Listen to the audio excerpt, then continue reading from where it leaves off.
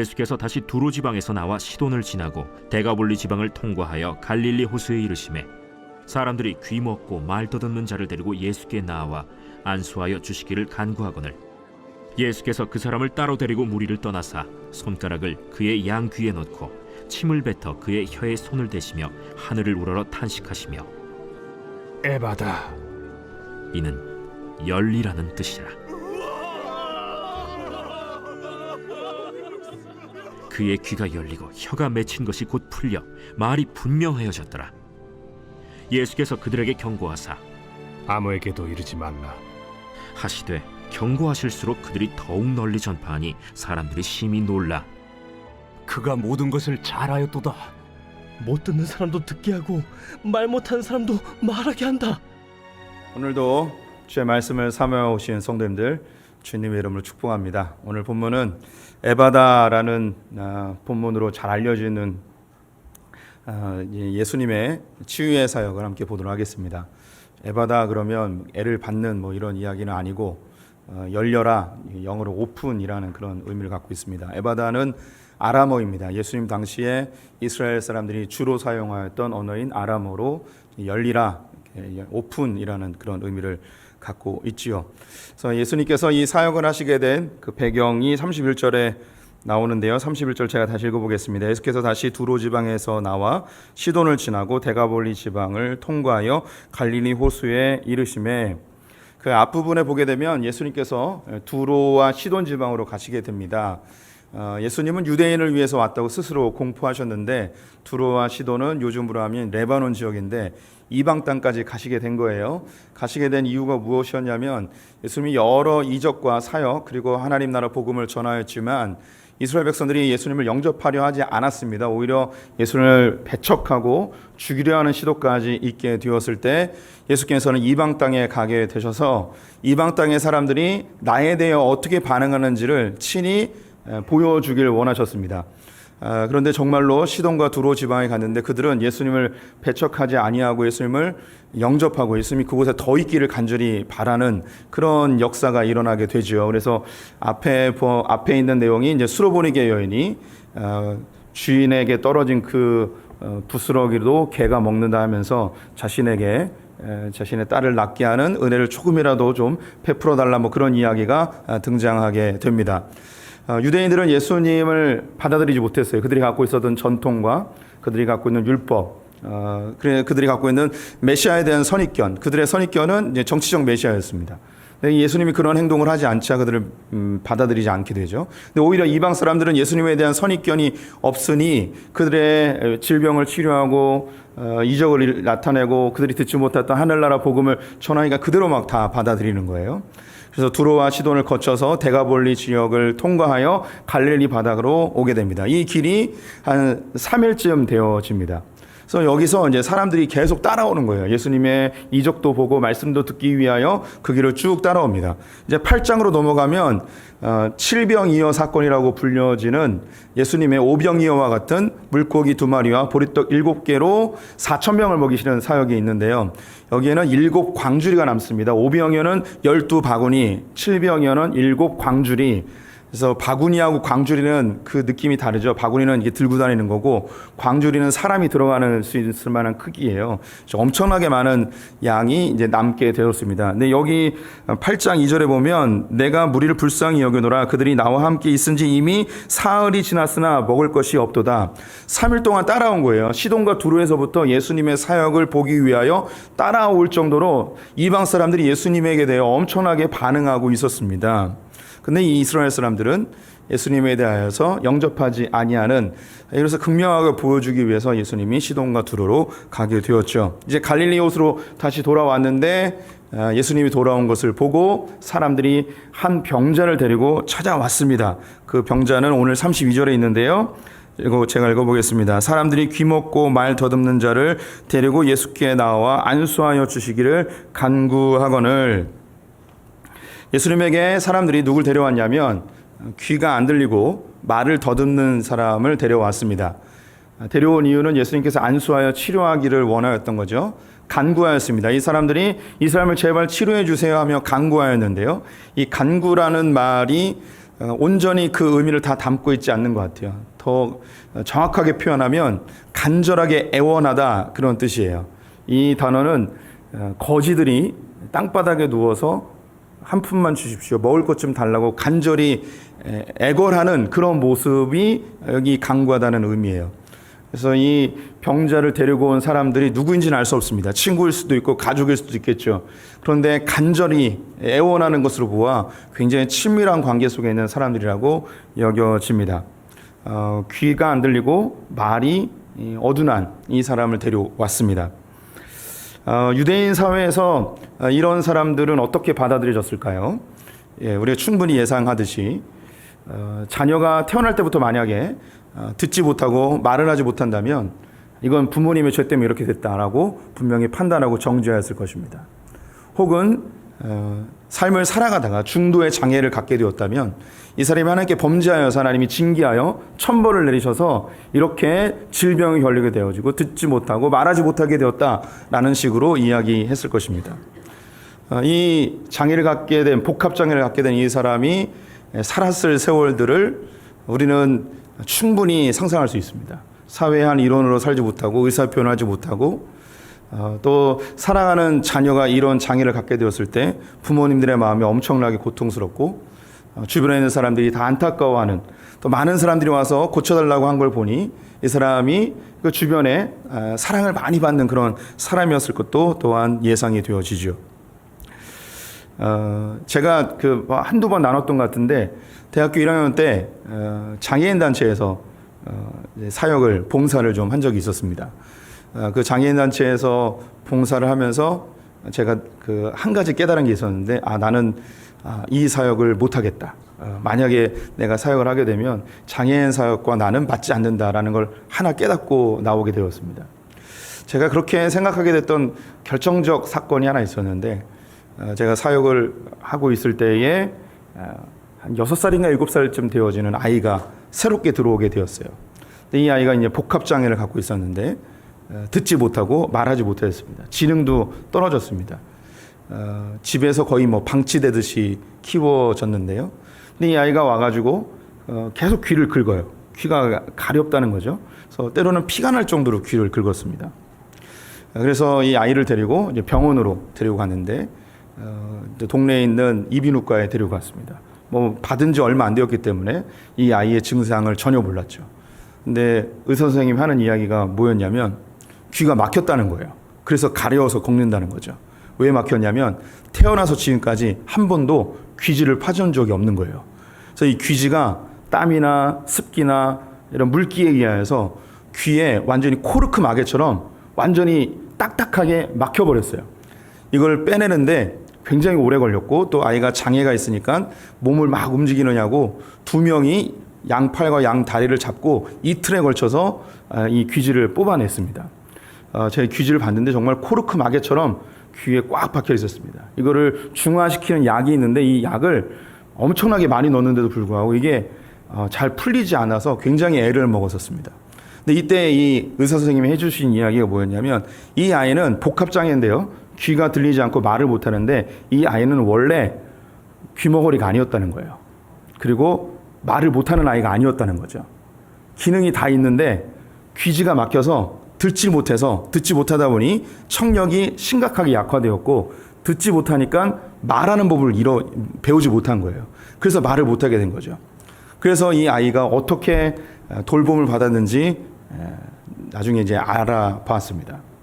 아이가 태어났는데 장애가 있으니까 어머니와 아버지가 이 아이를 숨겨놨어요. 방에다가 그냥 가둬놓은 거죠. 아무도 모르게. 그리고 정말 그 동물에게 사료 주듯이 문 살짝 열고 밥 주고 먹으면 꺼내고, 이 아이는 그냥 본능적으로 먹은 거예요. 그래서 배변이나 이런 것도 하나도 갈아주지 않고 씻지도 않고 그냥 정말 짐승처럼 집에다 키워놓고 조금씩 자라니까 소리 지르고 난동을 피고 해서 더 이상 집에 가둬놓을 수 없어서 제가 사역했던 그 시설로 보내지게 되었습니다. 근데 이 아이를 여러 번 씻겼는데도 몸에 오분 냄새가 너무 많이 배어 있어가지고 제가 그 아이 곁에 가지 못하는 제가 그 아이를 품어줘야 되는데 품어주지 못하는 저를 보면서 나는 이 사역을 못하겠다라고 그렇게 이제 생각을 하고 굉장히 제 자신을 자책하면서 힘들어했던 그런 시절이 있었습니다. 근데 또 그 부모님의 심정도 이해가 되어지죠. 태어났는데 복합장애를 갖고 있는 아이를 키운다는 건 참 쉽지가 않습니다. 오늘 본문에 나와 있는 이 복합장애를 갖고 있는 이 사람 역시 살았을 세월들을 생각해 보면 암담하죠. 근데 여기 나와 있는 이 아이, 그 복합장애를 갖고 있는 이 사람의 이 장애가 사실 우리에게 크게 다가오지 않습니다. 오히려 우리는 자기 자신이 겪고 있는 지금 삶의 현실의 문제가 더 크게 느껴질 수 있습니다. 혹은 내가 과거에 겪었던 상처가 오히려 나를 얽매여서 나를 더 힘들게 할 수도 있죠. 우리 가운데는 미래에 대한 불안함과 막연한 미래에 대한 염려와 근심으로 오늘도 밤잠을 이루지 못하시는 분들도 있을 거예요. 앞으로 내가 헤쳐나가야 될 삶의 무게가 너무나 무거워서 힘드신 분들도 있죠. 오늘 이 자리에 왔을 때 어쩌면 우리 성도님들이 이 복합장애를 갖고 있는 사람의 심정으로 오신 분들도 있을 거예요. 어떤 분들은 내가 직접 당하는 어려움은 아니지만 내 가족의 한 일원 혹은 내가 가까운 지인, 내가 사랑하는 누군가를 하나님께 데리고 나오는 주님 제발 이 사람을 치료해 주십시오. 이 사람의 문제를 해결해 주십시오. 이 사람을 주님께서 만져주십시오. 은혜를 베풀어 주십시오. 긍휼히 여겨 주십시오. 정말 땅바닥에 누워서라도 하나님 앞에 애걸복걸 할 수 있다면 그렇게도 하고 싶은 마음으로 오신 분들도 있을 겁니다. 어쩌면 자신의 문제가 너무 커서 이 자리에 나오지도 못하고 온라인으로 보고 계시는 우리 성도님들이 계실 수도 있습니다. 같은 심정이겠죠. 우리 성도님들이 주님께 나올 때 어떤 간절함이 있으십니까? 오늘 그냥 내 일상의 한 시간을 기도하면서 습관처럼 나오신 분들도 있을 거예요. 괜찮습니다. 그런데 우리 가운데 혹 이 복합장애를 갖고 있는 이 사람이나 그를 데려온 가까운 친구나 친지의 마음으로 오신 분이 있다면 주님께서 만나주시고 주님께서 치료해 주시는 역사, 주님께서 열어주시는 은혜가 있기를 간절히 축원드립니다. 이렇게 사람들이 간절히 애원하자 예수님께서는 이 사람을 불쌍히 여기셔서 사람들이 보는 데서가 아니고 한적한 곳으로 따로 불러서 치료하시는데 아주 독특하게 치료를 하십니다. 33절에 보니 예수께서 그 사람을 따로 데리고 무리를 떠나사 손가락을 그 양 귀에 넣고 침을 뱉어 그의 혀에 손을 대시며 하늘을 우러러 탄식하시며 그에게 이르시되 에바다 하시니 이는 열리라는 뜻이라. 양쪽 귀에 손가락을 넣었습니다. 그리고 침을 뱉었어요. 여기다 어디다 뱉었는지 성경에 나와 있지 않아요. 귀에다가 손을 얹고 침을 뱉었는데 그냥 얼굴에다 뱉은 걸까요? 그렇게 예수님이 그렇게 무례한 분은 아닐 것 같고 손가락 넣고 손에다 침 묻혀서 에이 해서 쇳바닥을 이렇게 했을까? 그림이 그려지진 않습니다. 그런데 성경에서 예수님이 하시는 사역들을 보면 때로는 굉장히 우스꽝스럽고 유머러스한 그런 부분들이 많이 있어서 제가 생각할 때 예수님께서 따로 데리고 가신 이유는 다른 사람들을 보면 민망하니까 이렇게 데려가신 건 아닌가 싶습니다. 예수님이 실로암 물가로 앞을 보지 못하는 사람을 보내실 때 하셨던 행동이 뭐였냐면 침으로 흙을 이겨서 눈에다 발라주십니다. 우리 성도님들이 한번 침을 뱉어서 흙을 이겨보신 경험이 있으신가요? 침을 한 번 뱉어서 잘 이겨지지 않아요. 정말 위에까지 끌어올려야지 두세 번은 해야지 이게 이겨지거든요. 예수님이 하나님이시니까 침도 막 이렇게 막 나오고 뭐 이러실 것 같진 않고 우리와 똑같은 형상으로 오셔서 그래도 몇 번은 뱉으셔야 되는데 침을 한 번 뱉는 건 괜찮은데 두 번 연속 뱉는 게 굉장히 어렵거든요. 근데 예수님 굉장히 유머러스한 분이라는 생각이 들어요. 그리고 오늘 이 본문에서도 그냥 상상해 보세요. 귀에 손 넣고 이게 굉장히 유머러스한 장면일 것 같습니다. 예수님께서 이렇게 하신 이유는 그냥 말씀으로도 치료할 수 있고요. 그냥 선포하심으로 치료할 수 있어요. 그런데 이 행위를 통하여서 예수님이 이 사역의 주체이시고 그리고 하나님께서 이 사람을 사랑하신다는 메시지가 담겨 있습니다.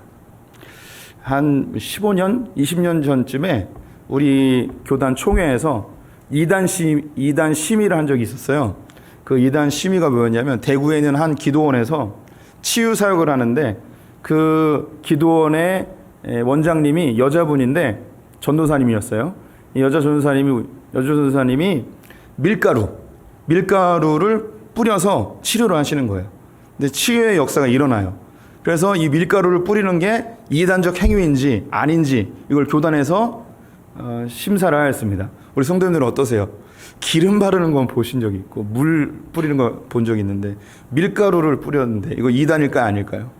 예, 한번 손들어서 한번 해볼까요? 야, 이거 2단이다. 예, 2단이다. 2단 아니다. 예, 감사합니다. 표시해 주셔서 감사합니다. 예, 우리 총회에서 어떻게 결론을 내렸냐면 2단 아니다라고 결론을 내렸습니다. 왜 이 밀가루를 뿌린 게 2단이 아닌가? 예수님이 아까도 말씀드렸어요. 예수님이 그냥 말씀을 하셔도 돼요. 그런데 흙을 이겨서 하시기도 하고 손을 대시기도 하고 지금처럼 귀에다 손을 넣기도 하고 이건 아무 의미가 없습니다. 이건 이렇게 했기 때문에 치료된 게 아니에요. 눈에 흙을 이겼기 때문에 치료된 게 아니에요. 예수님이 안수했기 때문에 치료된 게 아니죠. 백부장의 하인은 말씀으로만 치료하셨어요. 하나님은 말씀으로 일하시는 분이죠. 그런데 이런 행위를 하는 것은 그 보는 사람들과 당사자에게 하나님께서 행하셨다는 것을 실증하기 위하여 하나님이 이루어주셨다는 걸 알려주기 위하여 그런 액션을 보이신 것이죠. 그래서 밀가루를 뿌린 게 밀가루 때문에 나은 게 아니고 하나님이 치료하신 게 중요한 거기 때문에 밀가루는 그냥 행위 자체, 하나님께서 치료하셨다는 상징적 의미이기 때문에 이것은 이단이 아니다라고 결론이 내려졌었습니다. 오늘 본문도 예수님이 손가락을 귀에 얹고 침을 뱉어서 하였다고 해서 그래서 나았다는 게 아닙니다. 이것은 예수님께서 이 사람의 귀를 열어주고 이 사람의 혀를 풀려주겠다는 하나님의 애정어린 손길이 그 안에 담겨 있습니다. 예수님이 그를 여기 탄식하시며 에바다라고 합니다. 예수님께서 누구를 치료하실 때 탄식하며 치료하신 경우가 없습니다. 여기가 거의 유일해요. 예수님께서 이 사람의 아픔, 고통, 애환, 이 사람의 삶에 걸어왔던 그 많은 것들을 예수님 느끼고 계셨어요. 그래서 탄식하셨죠. 얼마나 힘들었는지, 얼마나 괴로웠는지. 눈으로 다 보고 말하고 싶은 게 있지만 말할 수 없고 듣고 싶지만 듣지 못하고 하지만 본능적으로 사람들의 그 따가운 시선을 느끼면서 살아야 했던 그리고 앞으로 나는 어떻게 살아야 될 것인가에 대한 염려와 근심, 미래에 대한 두려움 이런 것들이 그를 완전히 정복해버리고 그를 장악해버려서 이 질병의 종로로 태우고 있는 이 한 영혼에 대한 안타까움으로 탄식하며 에바다 열려라 라고 소리치셨습니다. 이거 우리 성도님들을 향한 예수 그리스도의 마음이고 하나님의 마음인 줄 믿습니다. 우리 성도님들을 묻고 있는 게 무엇입니까? 평생토록 해결되지 못한 나의 삶에 나의 귀를 막고 내가 말하지 못하게 하는 그 아픔들은 무엇입니까? 이 성도님들이 아무에게도 말하지 못하는 그 부분을 입 밖으로 내고 싶지 않은 그런 아픔들이 있어요. 목회자에게도 말하지 못하는 그런 아픔이 있어요. 어떤 영역은 그 사람 누가 얘기해도 누가 위로하고 누가 어떤 얘기를 해도 들리지 않는 게 있어요. 괜찮아, 다 이겨낼 수 있어 라고 아무리 위로의 말을 하더라도 들리지 않는 게 있어요. 아유, 그 정도면 훌륭하지, 그 정도면 성공했지, 그 정도면 됐어 라고 하는 그런 말이 전혀 들리지 않는 영역이 있어요. 내 인생에 해결되지 아니하는 내 내면 속에서 너는 실패자야, 너 이거 알려주면 사람들이 다 싫어해, 너 이것 때문에 인생 망친 거야 라고 하는 내 마음속에 응어리져 있는 그것, 내 인생에서 이것만 해결되어진다면, 그때 그 일만 아니었으면 하는 그 어떤 문제가 우리 모두에게 있습니다. 오늘 그냥 평안하게 금요 기도회에 습관적으로 왔을지 모르겠지만 우리 성도님들의 마음속에 해결되지 아니하는 문제들이 있어요. 아무에게도 말하지 못하고 목회자에게도 말하지 못하는 그 응어리진 것들이 있습니다. 신방을 가게 되면 목회자이기 때문에 그 감각적으로 느껴지는 것도 있고, 혹은 하나님이 그런 느끼게 해주시는 그런 영역도 있는데, 뭔가 얘기하고 싶은데 얘기 못하는 분들이 있어요.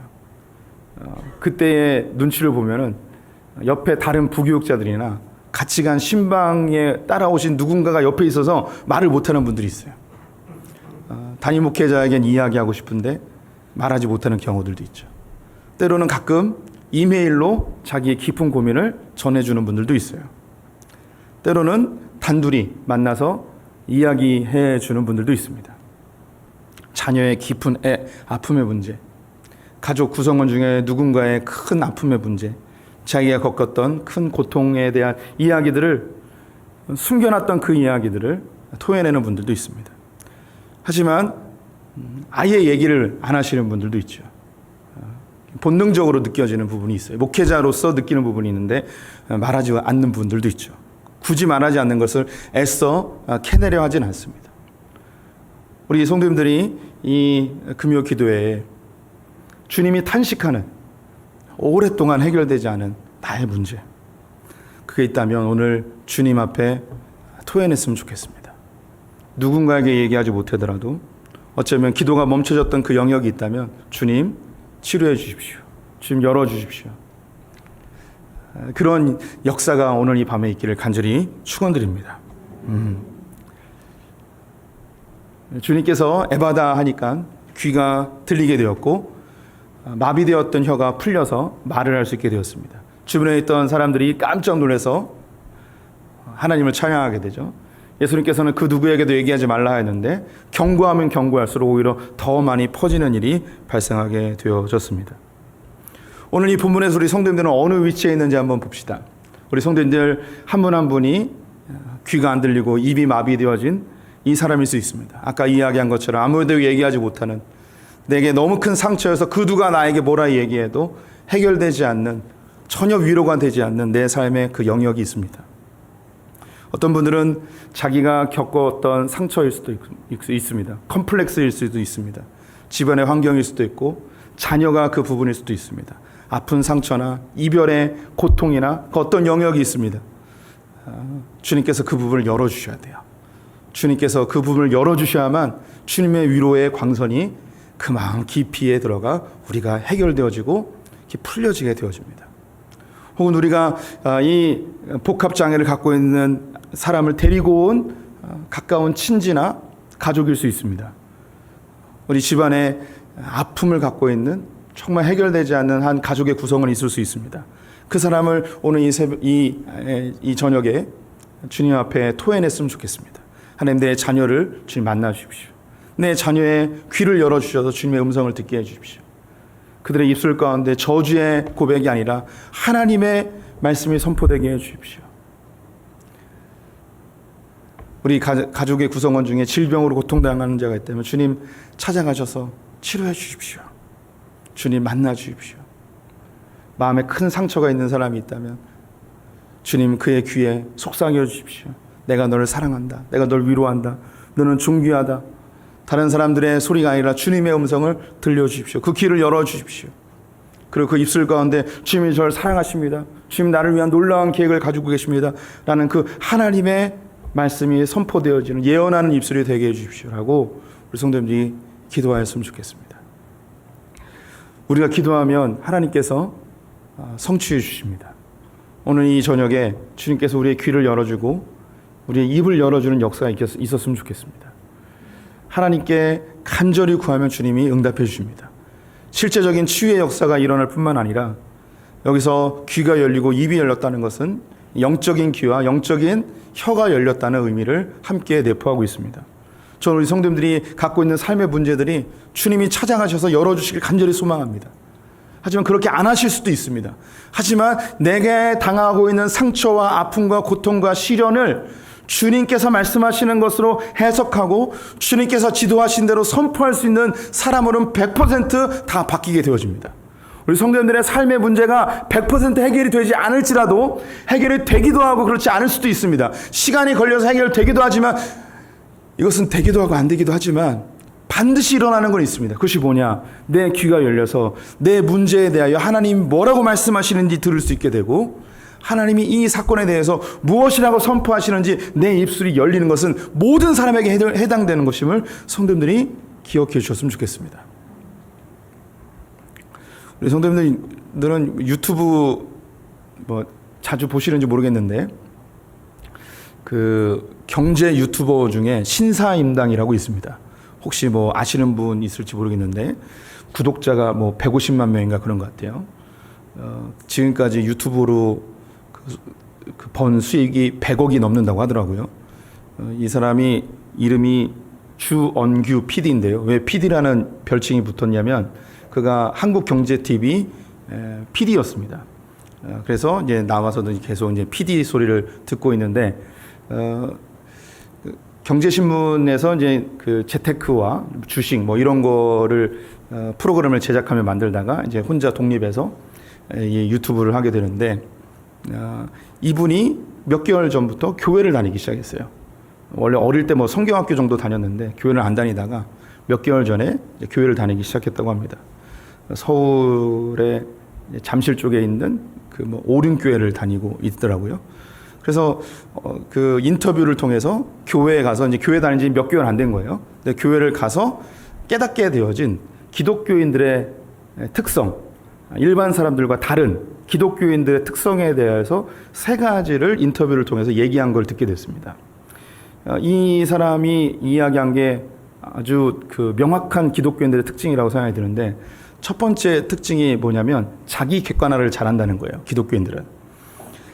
이게 이제 메타인지라고 하는데요. 성공하는 사람들의 특징 중에 하나가 메타인지입니다. 자기 중심적으로 생각하지 아니하고 나를 객관화시켜서 제3자의 눈으로 자기를 보는 거예요. 그래서 문제나 상황이나 현실에 대하여서 거기에 매몰되지 아니하고 객관화시켜서 자기를 보는 거죠. 이거는 자기 개발이나 성공에 관련된 책들에서 반드시 언급되는 거예요. 자기 객관화. 이게 굉장히 중요하거든요. 근데 기독교인들은 이게 잘한다는 거예요. 왜 자기 객관화를 잘하냐면, 어떤 우리 뭐 일상의 삶이나 기도할 때나 말씀을 볼 때 우리가 늘 생각하는 게 뭐냐면, 주님이 나를 어떻게 생각하실까? 주님이 이 일을 어떻게 바라보실까? 그래서 주님의 관점으로 나 자신과 내 상황과 내 환경을 늘 바라보는 그런 시각이 연습이 되어 있다는 거예요. 그래서 자기 객관화가 잘 된다는 거죠. 이걸 첫 번째 특징으로 꼽았습니다. 두 번째 특징이 뭐냐면 기버의 삶을 산다. 기버라는 건 주는 거죠. 기부. 기부 앤 테이크에서 이제 기부입니다. 그래서 나눠주고 그 다른 사람들에게 흘려보내는 삶들을 사는 것이 기독교인들의 특징이라는 거예요. 이것도 이제 굉장히 중요한 성공의 원리인데요. 미국의 이제 3대 그 MBA 그 경영 대학원 중에 하나가 이제 와튼 스쿨이라는 데가 있는데, 거기에 유명한 그 교수님이 그 아담 크렌트라는 분이 있는데, 이분이 쓴 책 중에 기브 앤 테이크라는 책이 있어요. 부제가 뭐냐면 주는 자가 성공한다, 뭐 이런 거예요. 그래서 이 세상에는 3종류의 사람이 있어요. 그 아담 크렌트가 설명하는 세상의 3가지 종류. 첫 번째는 테이커, 뭐든지 이제 다 자기가 더 많이 얻고자 하는 거예요. 두 번째는 기보, 더 많이 주는 거죠. 세 번째는 매처라고 하는데, 이 사람은 똔똔이에요. 똔똔. 내가 이만큼 줬으면 이만큼 받는 거예요. 우리 성도님들은 어디에 해당이 되시나요? 내가 하나라도 더 갖고 싶은 사람입니까? 아니면 하나라도 더 주고 싶은 분입니까? 아니면 똑같이 주고받는 이런 분이십니까? 이 3부류의 사람이 있다는 거예요. 그러면 사람들은 어떻게 생각하냐면, 하나라도 더 갖는 사람이 성공할 거로 생각하는데, 세계적인 경영학자가 이야기한 거예요. 누가 마지막에 성공하냐면 주는 사람이 성공한다는 거예요. 이거는 우리 동네 식당에서도 마찬가지예요. 반찬을 하나라도 더 주는 식당에 가고 싶으십니까? 아니면 짠돌이 식당에 가고 싶으십니까? 그렇죠. 우리가 그러면 잘 되는 데는 더 많이 주는데요. 근데 교회라는 곳에는 사람들이 다 주려고 그래요. 네. 근데 이 주는 습성이 배어 있는 사람들은 세상 사람들을 볼 때도 어떻게 하면 더 도와줄까? 더 베풀까? 그리고 반대로 하나라도 더 얻으려고 하는 사람은 긴장하고 스트레스를 받으면서 어떻게 하면 안 뺏길까? 이 생각을 하고 사는 거죠. 그래서 인간관계가 어려워지는 거예요. 그래서 교회에 가보니까 이런 기버들이 많다는 거예요. 흘려보내고 베푸는 사람들이 많다는 거죠. 이게 교회에 다니는 사람들의 두 번째 특징이었습니다. 세 번째 특징이 뭐였냐면 자기 이렇게 회복 탄력성이 좋다는 거예요. 교회 다니는 사람들은 굉장히 회복 탄력성이 좋다는 거예요. 굉장히 강한 사람들인데 멘탈이 아주 강하다는 거죠. 그런데 약한데 강하대요. 보니까 교회 오면 맨날 울고 질질 짜고 뭐 상처도 잘 받고 그러는데 강해요. 예. 왜 강하냐? 모든 사람들은 예수 안 믿는 사람들은 다 시련이 와요. 고통이 오거든요. 근데 예수 믿는 사람들은 고통과 시련이 오면 거기에 무너지는 게 아니라 어떤 생각을 하냐면 하나님의 계획이 있을 거야. 주님이 무슨 뜻이 있으실 거야. 이걸 합력해서 선으로 바꾸실 거야. 감당할 시험밖에 허락지 않으셔. 시험 당할 쯤에 피할 길을 내셔 하면서 하나님께서 이 시련과 이 고통을 주관하신다는 생각을 하니까 쓰러졌다가도 잘 일어나는 거예요. 이 회복 탄력성이라고 하거든요. 지금 제가 이야기한 게 자기 객관화, 기보의 삶, 회복 탄력성. 이건요, 교회에서 이야기하는 게 아니고 자기 개발서, 뭐 성공에 관련된 책들에 보면 공통적으로 나오는 것들이에요. 그런데 교회를 다니면 이런 자기 개발서를 읽지 않아도 저절로 이런 게 형성된다는 거죠. 뭐 목사님들이 그렇게 막 다 이런 자기 개발서를 읽어서 얘기한 게 아니에요. 그냥 성경 안에서 신앙생활 하다 보면 우리의 사고가 바뀌어요. 그래서 주님이 우리에게 하시는 말씀들이 들리는 거예요. 그리고 그 들려졌던 말씀들이 내 입으로 나오게 되는 거죠. 주님이 이 부분에 대해서 분명히 계획이 있으실 거야. 나는 지금 힘들어도 주님께서 반드시 이것을 회복시켜 주실 거야. 합력해서 선으로 바꿔주실 거야. 이렇게 성경으로 들려졌던 그 말씀들이 내 입으로 선포되어지는 거죠. 이것이 크리스천의 삶이에요. 이것이 우리를 바꾸는 거죠. 우리 성도들이 기도하고 문제를 주님께 토해내면 주님께서 긍휼을 베푸셔서 실제로 그 문제는 해결해 주시기도 합니다. 하지만 그 문제가 해결되지 아니할지라도 우리의 귀가 열리고 입이 열리면서 하나님이 원하시는 삶으로 바뀌며 우리의 삶이 세상 사람들과는 다른 회복의 삶, 기쁨의 삶, 풍성한 삶, 만족의 삶으로 바뀌어지게 되는 것이죠. 예수 믿는 건요, 성공의 지름길이에요. 예수 믿는 건 수지 맞는 거예요. 예. 안 믿는 눈빛들이신데, 할렐루야. 예수 믿는 건 땡 잡으신 겁니다. 할렐루야. 예. 오늘 이 저녁에 기도하실 때 우리 성도님들이 말하지 못했던 그 누구에게도 위로되지 않았던 그 부분을 주님께 내어놨으면 좋겠습니다. 그래서 주님이 위로해 주시고 그 마음을 만져주셨으면 좋겠습니다. 또 그러한 사람을 내 가족의 구성원으로 갖고 계시거나 내 가까운 교회 지체가 그런 사람이 있다면 그분을 위해서 중보하는 시간이 됐으면 좋겠습니다. 그리고 더불어서 이 세상의 소리가 아니라 내 자아의 소리가 하나님의 음성이 들려지는 성도님들이 되었으면 좋겠습니다. 내 저주의 말이나 비판과 정죄의 말이 아니라 주님이 말씀하시는 것이 내 입으로 예언되어지는 그런 성령 충만한 성도들 되셨으면 좋겠습니다.